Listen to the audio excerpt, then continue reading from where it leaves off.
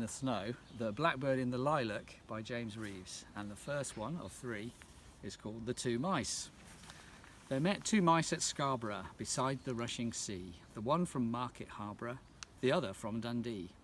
They shook their feet, they clapped their hands and twirled their tails about. They danced all day upon the sands until the stars peeped out. I'm much fatigued, the one mouse sighed, and ready for my tea. Come home awa, the other cried, and tuck a crumb with me. They slept a while, and then next day across the moors they went. But sad to say, they lost their way and came to Stoke-on-Trent. And there it soon began to rain, at which they cried full sore, if we ever get home again, we'll not go dancing more. Okay, and the next one is called The Old Wife and the Ghost. There was an old wife and she lived all alone in a cottage not far from Hitchin. And one bright night, by the full moonlight, comes a ghost into her kitchen.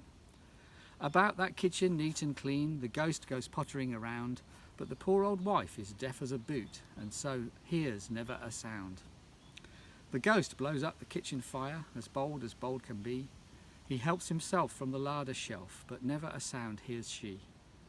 He blows on his hand to make them warm, and whistles aloud, wee-hee, but still as a sack the old soul lies, and never a sound hears she. From corner to corner he runs about, and into the cupboard he peeps. He tattles the door and bumps on the floor, but still the old wife sleeps. Jangle and bang are the pots and pans as he throws them all around, and the plates and mugs and dishes and jugs, he flings them all to the ground. Madly the ghost tears up and down, and screams like a storm at sea, and at last the old wife stirs in her bed, and "It's drat those mice," says she.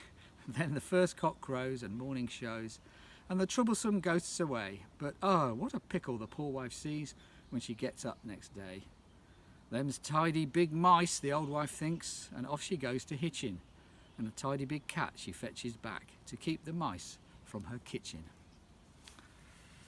Okay, and the last one is going home yet. No, the horn. Oh, hear you a horn, mother, behind the hill. My body's blood runs bitter and chill.